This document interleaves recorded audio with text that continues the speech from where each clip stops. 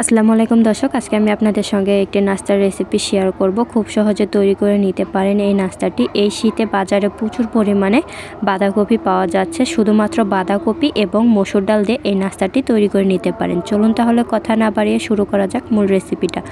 এর জন্য একটি বাটিতে নিয়ে নিচ্ছি হাফ কাপ পরিমাণ মসুর ডাল। এবার পরিমাণ মতো পানি দিয়ে ডালটাকে ভালোভাবে ধুয়ে পরিষ্কার করে নিচ্ছি।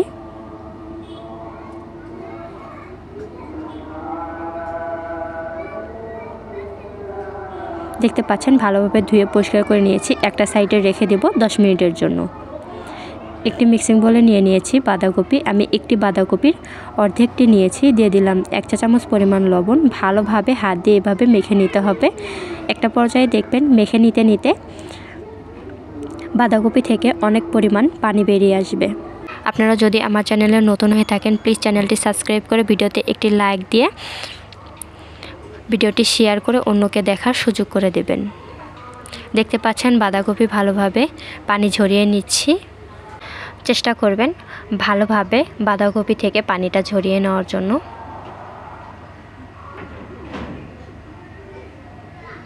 অবশ্যই একবার বাসায় ট্রাই করবেন। বাসায় ট্রাই করে কমেন্ট করে জানাতে পারেন আপনাদের রেসিপিটা কেমন হয়েছে। দেখতে পাচ্ছেন ভালোভাবে পানি ঝরিয়ে নিয়েছি। যে ডালটা আমি আগে থেকে ভিজিয়ে রেখেছিলাম এটাকে পানি ঝরিয়ে ভালোভাবে ব্লেন্ড করে নেব। পানি ঝরিয়ে রাখা বাঁধাকপিতে দিয়ে দিলাম ব্লেন্ড করে রাখা মসুর ডাল।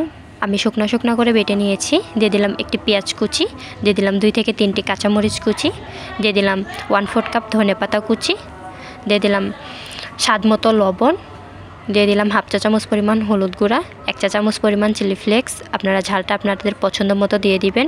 দিয়ে দিলাম জিরা গুঁড়া 1 চা চামচ, হাফ চা চামচ পরিমাণ গোলমরিচ গুঁড়া, দিয়ে দিলাম 1 চা চামচ পরিমাণ চাট মশলা, দিয়ে দিলাম হাফ চা চামচ পরিমাণ ধনে গুঁড়া, দিয়ে দিলাম 2 টেবিল চামচ পরিমাণ বেসন, দিয়ে দিলাম 2 টেবিল চামচ পরিমাণ চালের গুঁড়া। এবার সবগুলো উপকরণগুলো ভালোভাবে এভাবে মেখে নিতে হবে। দেখতে পাচ্ছেন আমি ভালোভাবে মেখে নিচ্ছি। আমার মেখে নেওয়া হয়ে গিয়েছে। এভাবে আমি সবগুলো নাস্তা তৈরি করে ভেজে নেব। চুলায় একটি প্যান বসিয়েছি। এতে পরিমাণ মতো তেল দিয়ে গরম করে নিয়েছি। এক এক করে নাস্তাগুলো আমি দিয়ে দিলাম। এবার অপর সাইডটা হয়ে গেলে আমি নাস্তাগুলোকে উল্টিয়ে দিব। এভাবেই আমি উল্টিয়ে পাল্টিয়ে নাস্তাগুলো ভেজে নেব।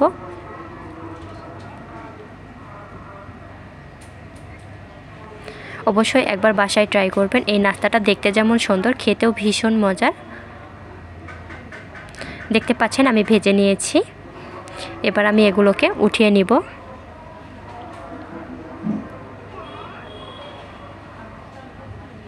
আশা করছি আজকের ভিডিওটি আপনাদের কাছে ভালো লেগেছে। ভালো লাগলে প্লিজ ভিডিওতে একটি লাইক দিতে ভুলবেন না।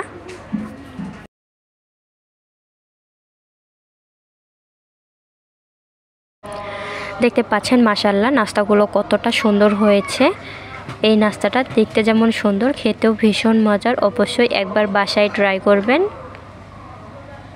আজকের ভিডিও এ পর্যন্তই। আবারও দেখা হবে পরবর্তী ভিডিওতে। এ পর্যন্ত ভালো থাকবেন, সুস্থ থাকবেন। আল্লাহ হাফেজ।